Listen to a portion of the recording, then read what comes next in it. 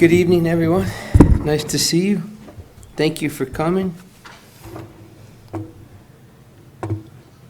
I think Happy Life summed it up for us today already, like it usually does. I gave a lecture and I didn't even know it. Yeah? You said you should find what you have and give it, right? That's right. So would you say we all have the ability then to forgive? What do you think? Do we or don't we? Huh? That's the question. We'll talk about it because it sounds easy, right? And the solution, we're being told, is forgiveness to all our problems.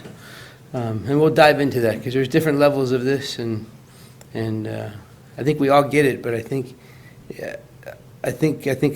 I'm like a lot of people. I'm just an average guy.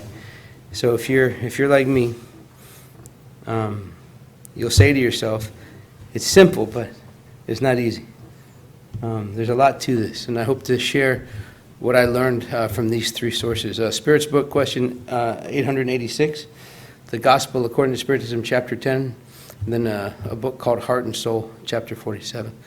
It covers all of this from a few different aspects. You ready? All right. So, in the Spirit's Book, question 886 asks, what is the true meaning of the word charity as Jesus understood it? Anybody want to take a stab? There's three pieces to it. The true meaning of charity as Jesus understood it and taught us. Benevolence towards everyone. What does that mean, benevolence towards everyone? Kindness, right? Treating them like you'd like to be treated. Kindness. Indulgence of others. What does that mean? You put up with their weird habits, or you put up with their offenses. Indulgence of others. You put up with their stuff, not just their weird quirks, but their meanness, their neglect. Not that you embrace it per se and invite them to treat you badly, but you indulge them. You don't judge them, in other words. And then obviously forgiveness of offenses is the third piece to that, and very important. So that's Jesus' definition, our understanding of charity. In this question, the mentors go on to tell us that obviously the law of justice is important, but that love and charity supplement this. Without love, without charity, the law of justice would simply be rules. Right? There has to be a love and charity component to this. And that loving our neighbors is not just saying I love them, but doing them all the good possible that we could do. Again, it doesn't mean you go without. It doesn't mean that you neglect yourself. But where you have will, where you have means, you do everything within your power to help your neighbor, as if they were your brother, or they are your brother. Essentially, whatever you'd wish others to do for you. And I don't know about you guys, but I don't necessarily like help. I don't ask for help. I don't know if that's my culture or my gender or just my way. Right? I feel bad asking for help or what have you. But I shouldn't, right? Because when I receive it, when there's times when I need it, I know how wonderful it is to receive it, right? That people care and that people want to help. And I think part of that is not only being able to receive that, but to give that unconditionally to other people, is the point they're trying to make. Easy so far? Yeah? I'll let you know when it's going to get hard. All right? So, charity according to Jesus is not restricted to just praising and giving alms, right? It embraces all relations with fellow humans. The charity part comes with that indulgence, right? You could be living next door to people that don't share your values, don't share your way of life. Perhaps they do things that you consider immoral or illegal, who knows, or offensive at the very least. Doesn't mean that you have to let them treat you badly, but you're indulgent and you don't judge. They're living their life, right? And you don't want to wish them ill will. You don't want to hold judgment against them. You don't want their negatives to create resentment in you. That's what they mean by being indulgent. As we look at folks that are different than us, if we, they always talk about this divide, between good and bad, or classes, for many different things, whether it's education, economics, or behaviors, right? There's always this divide between low, high, in the middle. And what the spirits are teaching us here, what Christ's version of charity or definition of this is as we are indulgent, or as we seek to be truly charitable towards those that are different than us, we lessen that divide. We become more realistic in the sense, or more true to the idea that we all put on our pants the same way, right? One leg at a time. That we may look different, we have different values, different degrees, different incomes, different ways of life, but at the end of the day, we're identical, right? We're the same. And the more that we are indulgent of others, the more they're indulgent of us, it limits our ability it forbids us to humiliate the unfortunate, because it makes us more understanding. Sorry, I always lose my train of thought when Christiane walks in the room. Couldn't resist. Good evening. Does that make sense?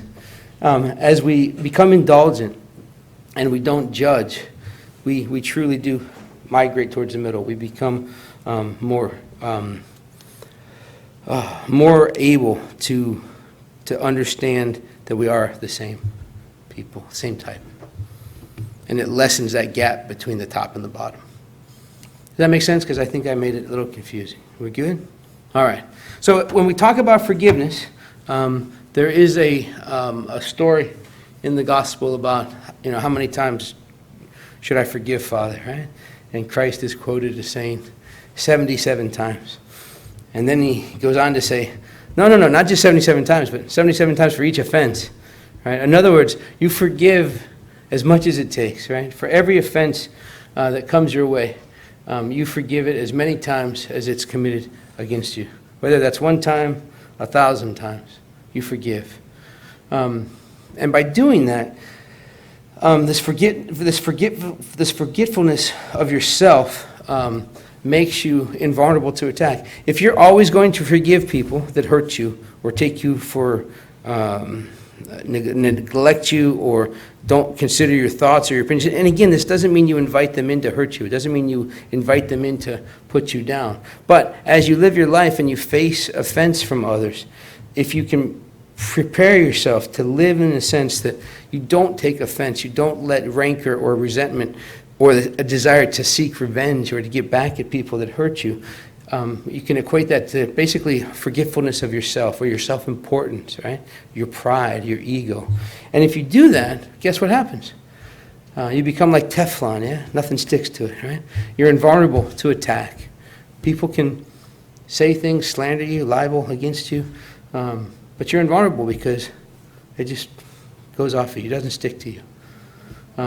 Evil behavior can't hurt you. I have little kids, and it's funny. I tell them this all the time. Words can't hurt you, right? Kids that call you names, or push your buttons or provoke you, it can't do anything to you, right? It's your reaction to what they say. And then I live my life, and I get provoked at work, right? Or I get provoked on the highway. So I'm a hypocrite. But my point is, it sounds easy to explain this to a 10-year-old or an 11-year-old or a 12-year-old. But for us, living our lives as adults, we face this every day. What people say to us by their actions on the road, or in a store, or in a mall, or at work, right? It can only hurt us if we let it in and we hold on to it, right? We have to just let it go of their insults, or their evil behavior, of their attacks. And if we can do this, we become invulnerable. I don't know about you, but I'd like to wear a Superman cape, yeah? And be able to repel this kind of stuff and not hold on to it as much. We're instructed also then to be meek and humble. How many of us like when we do good things? It feels good, yeah? Oh, I gave to the Russell home last month. I put $20 in the donation box. Yeah, I let that guy in front of me. I was here before him, but I let him in. All right? All these different little things, right? Because it feels good to do good things. But what we're instructed is we shouldn't measure our kindness. We should just give to give, do to do, without any expectation of acknowledgement, of reward, or return. Just simply meek and humble, and don't measure those things that we do good. You'll simply do for others what you would want your Heavenly Father to do for you. That's huge. Your Heavenly Father, right? God. How would you like God to treat you? Amazingly, right? Right? With respect, with love, like open arms, not judging, right? Well, that's how we're supposed to treat other people. And simply be kind for the sake of kindness.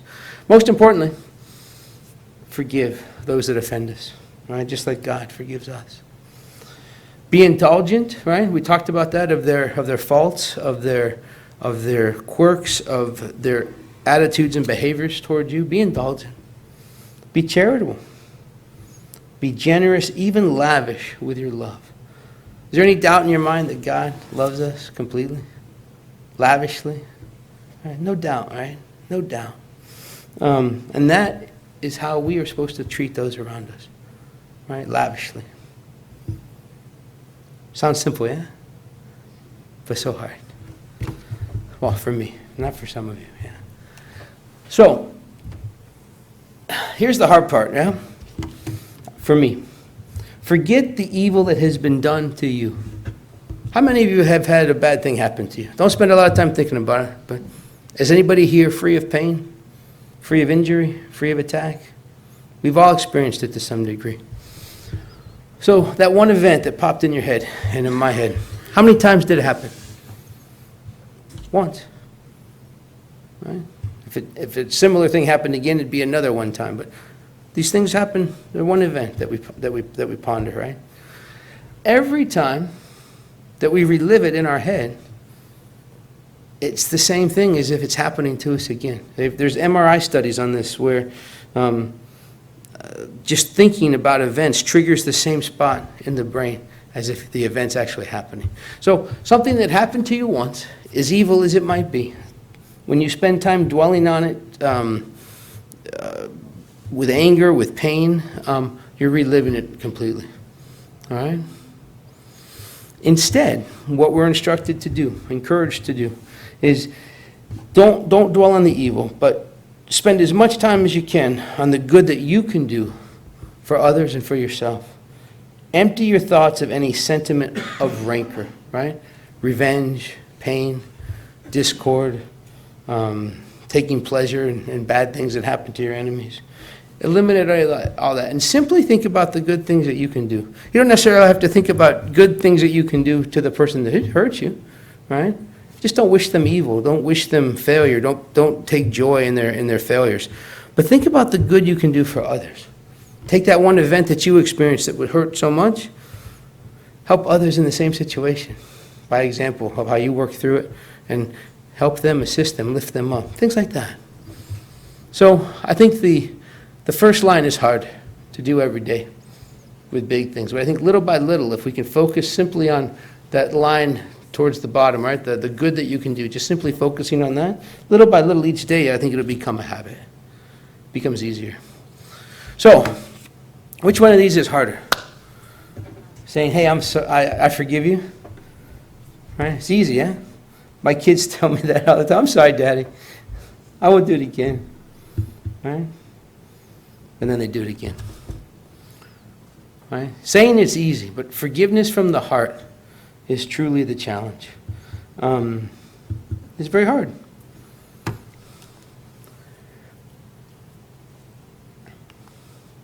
Inwardly, right? When people that have hurt you, your enemies, if you will,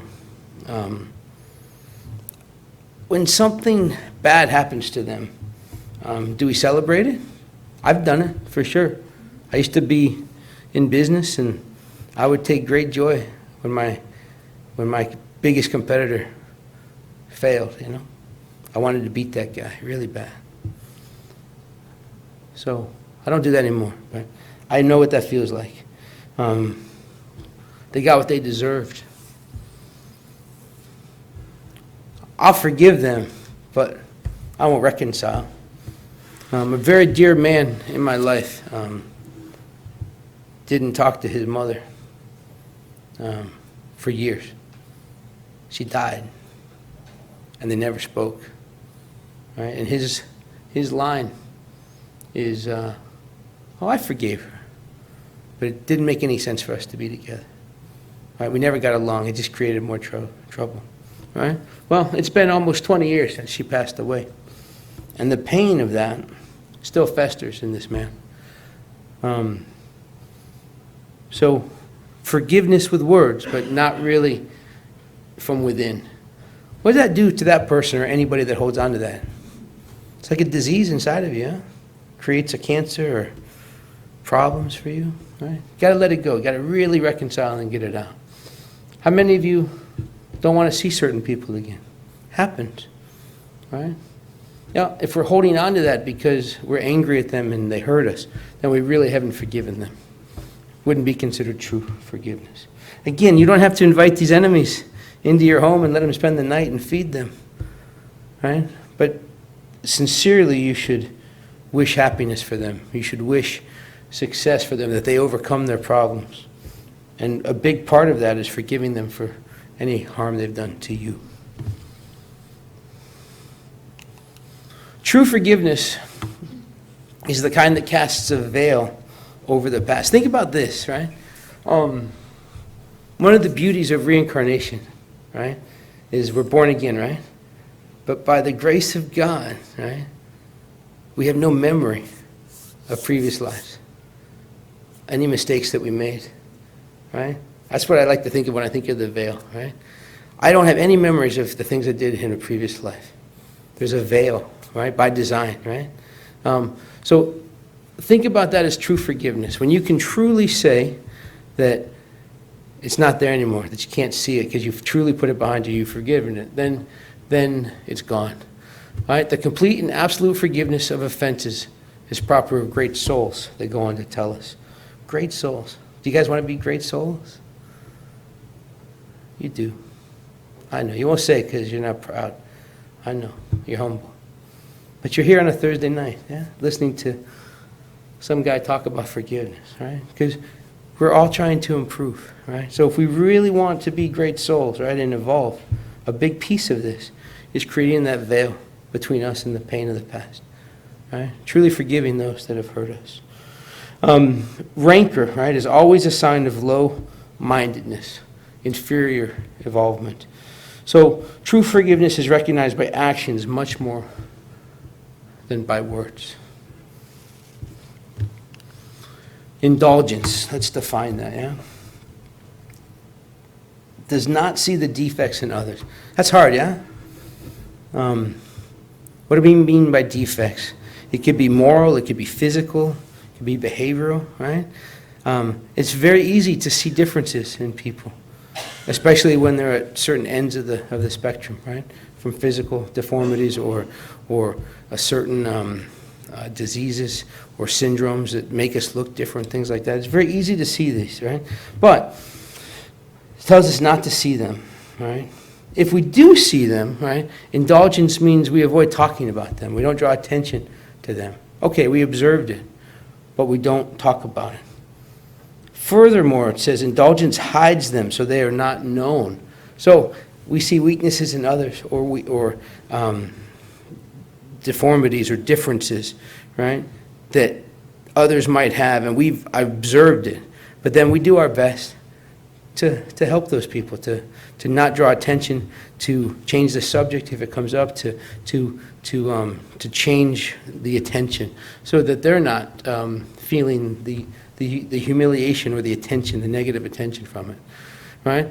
If they become known, indulgence has an excuse to mitigate it for them. Indulgence is never concerned with the wrongs of others. So we don't spend our time gossiping about things that other people have done. That's hard to do sometimes, yeah? At the water cooler at work, everybody's talking about stuff. So in those situations where we encounter people, right, that are gossiping or judging or talking bad about coworkers or acquaintances, what's our duty there? Definitely don't join in, yeah? Don't further the conversation. But true forgiveness of those folks and non-judging of those folks would actually be to come to their aid in some regard, right? You could actually throw in a comment, well, I don't even know how to do that without dragging us down. But my point is, we wouldn't want to add to the fire, right? We wouldn't want to throw gasoline on the fire. We would want to, in our own way, try to maybe throw water to put it out. So, indulgence, we continue with pointing out that it doesn't make shocking remarks. I'm guilty of that. I tend to make shocking comments sometimes, just to laugh. But we shouldn't, right? We shouldn't make shocking comments to startle people, to change the vibration of certain situations. Indulgence also doesn't have reproach on its lips. It simply counsels. It doesn't find fault. It doesn't correct per se, but it simply counsels to try to lift people up in a quiet manner, right? Be stern towards yourself, right? Self-judge yourself. Be stern towards correcting your wrongs, but not the wrongs of others. It's not your job, right? Your responsibility, my responsibility is to myself, right? To be stern and police myself so that I walk better, that I evolve, right? But indulgence towards others. I'm no better than anyone else. No right to judge. If anything, I learn from others, right? To help lift up myself and them. But not stern towards others. Because what happens when we're stern, yeah? Everybody knows people that are stern. You had a teacher that was stern, maybe a parent, a boss, right? Sternness discourages people, right? I can see that just parenting. What's the saying? You catch more flies with sugar than you do with vinegar or honey, right? And sure enough, with kids and people, anybody ever have a really bad customer service experience where the person that you're talking to is just grumpy and mean and won't do anything for you? You ever tried getting mad back at them? What does that do? Just makes it worse, right? I love it though when I encounter this, which happens from time to time. I just look at the person with a smile and say, "Hey, how's your day going?" Right? It's hard to smile and not at least get a smile back. Or it takes a really unhappy person that keeps screaming and yelling when you're smiling, if you know what I mean. So sternness discourages people. It keeps people away, and it angers people. So we want to be the opposite of that. We don't want to be stern. We want to be indulgent. We want to be kind, right? Because what does that do? It appeals to people. It calms people, and it lifts people up. So we should strive to be those things as opposed to stern. All right, what should we do? As soon as we experience problems with anything, right? Somebody offends you, you feel disadvantaged in a situation, you feel that someone's treated you wrong, there's discord, or you're not understood, right? How often do we feel misunderstood? Ask my wife. I feel misunderstood all the time, right? Not by her, but different situations that I share with her. Right? Nobody understands me. Right? I got to go back. Right? Stuff like that. But when these things enter our daily life, our mind, our world, what do? As soon as we experience problems with this, what should we do? I need your help. Peter knows. What should we do, Peter? Analyze it? Look at all these different scenarios? What do you think? All right, I'll tell you. I love it. This is awesome.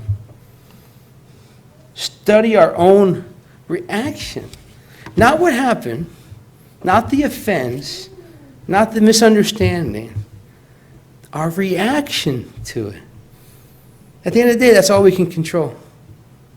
Our reaction to what happened. Beautiful. Beautiful, right?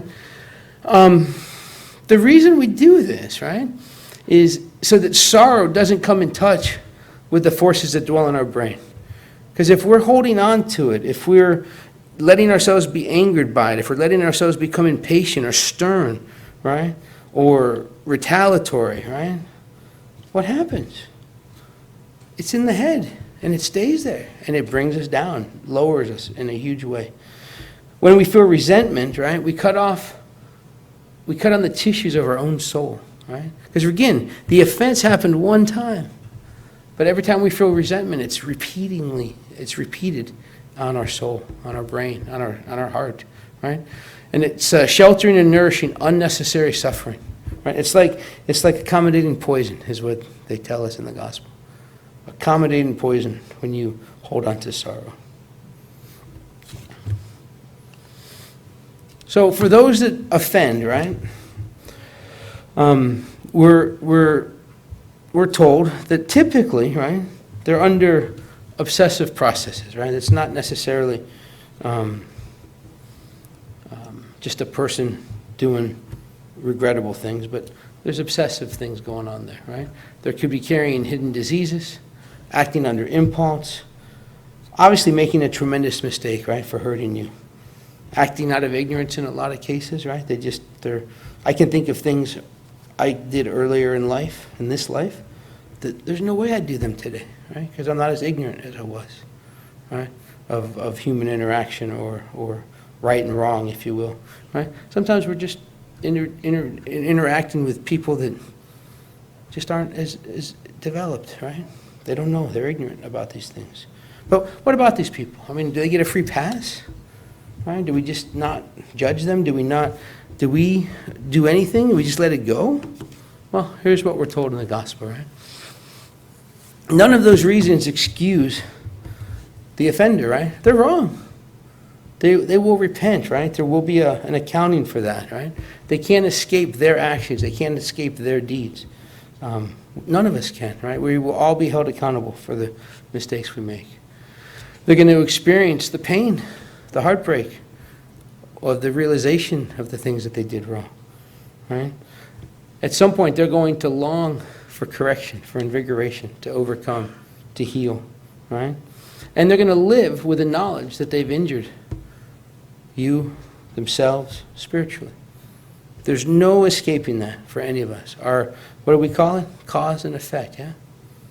We will experience the effect of the things that we've done to ourselves. At some point, this life or the next, right?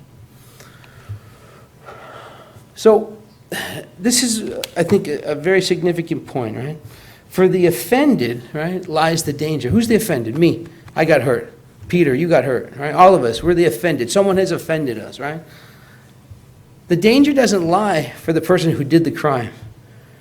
They're going to repent. It's inevitable, right? There's consequence. It's going to happen. But the danger is on us, right? Because it's very easy to be the victim. It's very easy to stay mad. It's very easy to want the person that hurt you to be fallen with injury or disease, right? To seek revenge. So that's the danger. We're all going to get hurt. People are always going to offend us, right? The possibility is there, right? Not the same people, but there's you walk out your door. We don't have to even leave your house anymore for people to hurt you, right? Just turn on your phone and get on Facebook, yeah? There's always going to be the possibility of people offending you and doing you wrong. And it's so dangerous because it would be so easy for us to feel resentment and hold on to that. Well, if we do that, then we know the road that we go down to. So we should never respond to evil with evil. Somebody does us wrong, pray for them, bless them, forgive them. And realize that they're almost always victims of some type of obsessive process. Sick or confused individuals, unhappy people. You can't fix them. They can mess you up though, right? Because the danger lies with us and how we react to these people and their actions.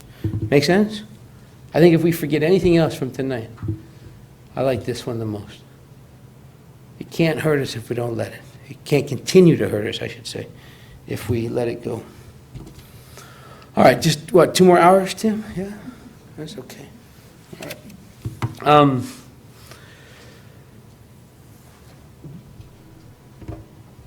This is, I think, a very good concept to try to grasp.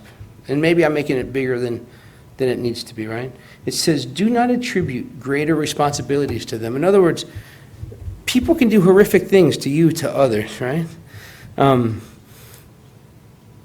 This is almost saying, right, in the gospel, well, don't burden them with any more. They're already a mess. They're doing this, they're doing that. They're going to have to atone. Their future's going to have a lot of serious stuff going on. So don't give them anything else, right? By chasing them, by getting even with them, by hurting them.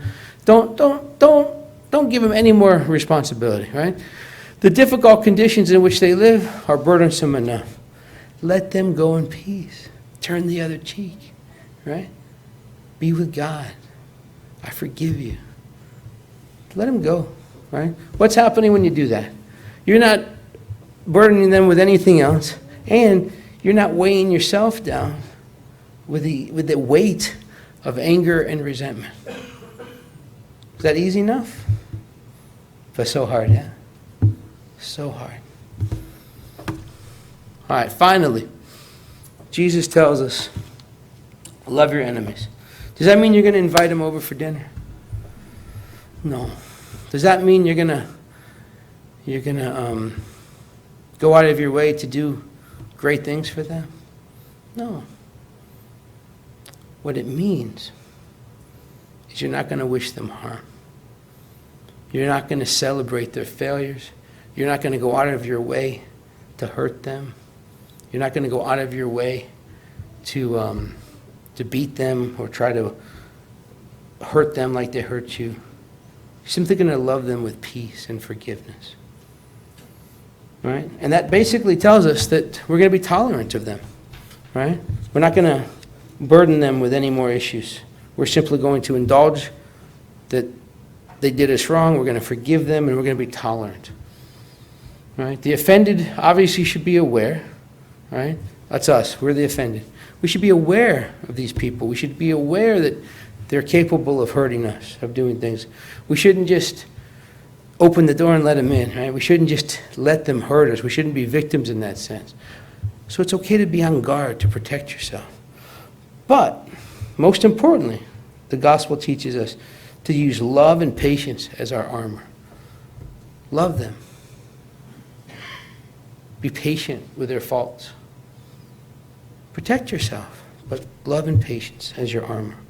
And that will help you repel the resentment, because ultimately, the resentment that you hold on to, the resentment that you feel, will make you sick, will make you resort to choices and directions that aren't becoming of the great soul that you wish to be, that you aspire to be. It'll simply slow down your progress. And I think one final point is, as we talk about this, as I was reading this and preparing for this, it becomes very easy to forget ourselves. Yeah? Very easy to forget that all this applies to how we look at ourselves. Right? How many of us beat ourselves up for things we did 30 years ago, 10 years ago, yesterday? How many of us put our head on the pillow with regret? Should have said this, should have said that, I shouldn't have done this. So don't forget. This is all great, right? And it applies to the people we come in contact with. But apply it to yourself. Love yourself. Forgive yourself. Remember, yesterday's done. Tomorrow's unwritten. Yeah? Right now, this very moment, the present, is the only thing we can control. Each second. And our choice right now creates the next. So don't live in pain. Don't live in the mistakes of the past. You're created for perfection. You have the ability to choose every moment. The law of God lives in your conscience. And all it takes is right now to decide. This one moment. So I wish you luck on that. Please wish me luck on my journey. And thank you for allowing me to present what I learned and sharing it with you tonight. May you allow yourself to receive all the blessings that that God has for us. I'll see you next time.